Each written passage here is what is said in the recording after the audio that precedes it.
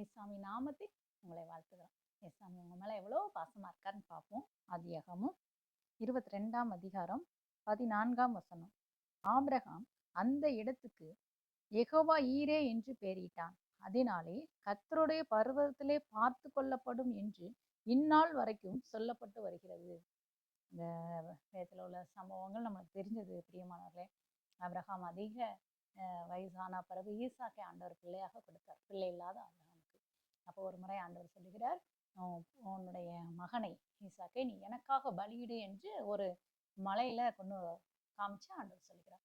அப்போ ஆபிரகாம் ஒரு நடந்த சம்பவம் பிரியமானவர்களே. இது பைபிள் ஆண்டவர் இதை சொல்லியிருக்கிறார். ஆபிரகாம் தன்னுடைய மகனை ஈசாக்கை கூப்பிட்டு கொண்டு ஆண்டோடைய வார்த்தைக்கு கீழ்ப்படிந்து அந்த மலைக்கு போய் தன்னுடைய ஒரே பையனை அதிக வருஷம் கழிச்சு அவர் பெற்றெடுத்தார். அது இவ்வளோ பாசமா வச்சிருந்த மகனை ஆண்டவர் சொன்னான்னு சொல்லி பள்ளியிடும்படியாக கூட்டு போகிறார். அதுக்கு முன்னாடி உள்ள வசனம் பார்த்தீங்கன்னா, ஆபிரகாம்கிட்ட அவங்க மகன் ஈசாக்கு கேட்பாரு. அந்த சின்ன பையன் நடந்து வர மட்டும் கேட்கிறாரு, அப்பா உங்கள்கிட்ட கையில பலிக்கு நெருப்பு வச்சிருக்கிறீங்க, கட்டை வச்சிருக்கீங்க, எல்லாம் இருக்கு, ஆனா பலியிடுறதுக்குரிய ஆட்டுக்குட்டி எங்கப்பா அப்படின்னு சொல்லி அவங்க அப்பாட கேட்கிறாரு. இந்த தகப்பனுக்கு எவ்வளோ ஒரு கஷ்டமான ஒரு சூழ்நிலை இருக்கும், யோசித்து பாருங்களேன்.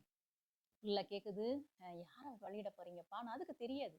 அப்போ அவர் சொல்றாரு, அதான் ஆண்டவர் பார்த்துக்குவார்ப்பா அப்படின்னு சொல்லி மகன்கிட்ட சொல்லிட்டு அவரை மறுபடியும் அந்த இடத்துக்கு கூட்டு போறாருன்னு சொல்லி முன்னாடி வசனத்தை பார்க்குறோம். அதே மாதிரி கொண்டு போய் அந்த இடத்துல மகனை கட்டி மகனை படுக்க வச்சு அது மகனை தகன பலியாக ஆண்டவருக்கு குடணும்னு சொல்லி அவர் முயற்சி பண்ணும்போது ஆண்டவர் தடுத்தார் என்று வசனம் சொல்றார். அவரை பலியிடுன்னு சொல்றாரு, ஆனா அதுக்கு ஆண்டவர் அனுமதிக்கல. அப்போ ஆண்டவர் தடுக்கும் போதுல இவன் யோசிக்கிறாரு, என்ன ஆண்டவர் தடுக்கிறாரு, ஆண்டவர் தானே பலியிட சொன்னாருன்னு. அப்போ ஆண்டவர் சொன்னாராம், இல்லை நீ பலியிடாத, நீ எனக்கு கீழ்ப்படுகிறங்கிறத நான் பார்த்துட்டேன் அப்படின்னு ஆண்டவர் சொல்றாரு. அது வரையும் அந்த மலையில ஆபிரகாமுக்கு எந்த ஒரு ஆட்டுக்குட்டியும் கண்ணுக்கு தெரியல. ஆனா ஆண்டவர் சொன்ன அப்புறம் அவன் கண்களை ஏறெடுத்து பார்க்கறான்.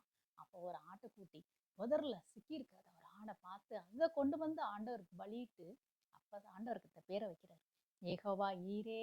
அதுக்கு என்ன அர்த்தம்னா, கர்த்தர் எல்லாத்தையும் பார்த்து கொள்ளுவார் என்று அர்த்தம். பாருங்களேன், ஆபிரகாம் அந்த அனுபவத்துல வந்தனால தான் இதை திருப்பி மைண்ட சொல்றாரு. மனசுக்குள்ளே நினைச்சுக்குவாரு, ஐயோ ஒரு கஷ்டமான சூழ்நிலையா இருக்கு, ஒரு பிரச்சனையா இருக்குது, இந்த சூழ்நிலையில ரொம்ப கஷ்டமான ஒரு முடிவுக்கு வர வேண்டிய ஒரு சூழ்நிலை, அவ்வளவுதான் அப்படிங்கிற ஒரு நிலைமை தானா பிள்ளையை கொண்டு வெளியிட போறோம், அடுத்து பிள்ளைக்கு என்ன செய்யறது, அப்படி ஒரு சூழ்நிலை. ஆனா அவன் ஒன்னே ஒண்ணு அவர் மனதுல ஓடிக்கொண்டே இருந்ததுன்னு இதில் பார்க்குறோம்.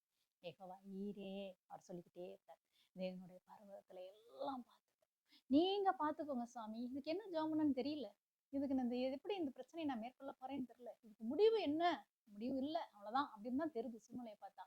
நான் ஒண்ணு செய்யறேன், நான் போய் எனக்கு யாருக்கா ஜோமனுங்க நான் சொல்ல மாட்டேன், நான் போய் எனக்கு ஜோமனும் முடியல.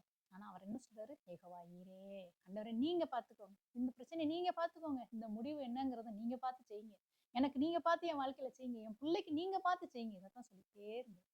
அது பலன் என்ன தெரியுமா, ஆண்டவர் அந்த ஜபத்தையும் கேட்டு ஆண்டவர் மகனை மறுபடியும் அவருக்கு கொடுக்குறார், பிள்ளையை தொடர்ந்து. அதுக்கப்புறம் பின்னாடி வசனங்களை பார்த்தீங்கன்னா அவ்வளோ ஆசீர்வாதங்களை சொல்லி ஆண்டவர் ஆசீர்வதிக்கிறார். நீ என்ன சொல்லி கீழ்ப்படிஞ்சியே உன் பிள்ளை இப்படிலாம் இருக்கணும், அவ்வளோ அதுக்கு முன்னாடி சொன்ன ஆசீர்வாதத்தை காட்டிலும் அதுக்கு பின்னாடி ஆண்டவர் அவ்வளோ ஆசீர்வாதங்களை கொடுக்குறார். பாருங்க பிரியமானவர்களே, இஞ்சி கூட இந்த ஆபிரகாமுடைய சூழ்நிலை மாதிரி ஒரு சூழ்நிலைகள் கடந்து போய் கொண்டிருக்கலாம். எல்லாம் முடிஞ்சிருச்சு இவ்வளவுதான் அப்படிங்கிற ஒரு சூழ்நிலையில் போய் கொண்டிருக்கலாம். எந்த காரியம் உங்களை நெருக்குகிறது இன்னைக்கு, உங்க பிள்ளைகள் காரியத்திலையா இல்லை உங்க சூழ்நிலைகளையா, அப்படி ஒரு நிலைமையில போயிட்டு இன்னைக்கு எனக்கு ஜெபிக்க முடியலன்னு படுத்து இருக்கீங்களா, சோர்ந்து போய் ஆண்டவர் உங்களுக்கு இந்த காரியத்தை நினைவுபடுத்துகிறார். யெகோவா ஈரேன்னு சொல்லி, யெகோவா ஈரே, இவனே நீங்க எல்லாத்தையும் பார்த்துக்கோங்கப்பா, நீங்க இந்த காரியத்தை பார்த்துக்கோங்க, நீங்க இந்த காரியத்தை பார்த்துக்கோங்கன்னு ஆண்டவர் சமூகத்துல சொல்லிக்கிட்டே இருங்க. இந்த ஆபிரகாம் அழகாக ஈசாக்கிட்ட சொல்றாரு, அப்பா பலியிட ஆடுங்கன்னு கேட்கும் போதுல கர்த்தர் பார்த்து கொள்வார்.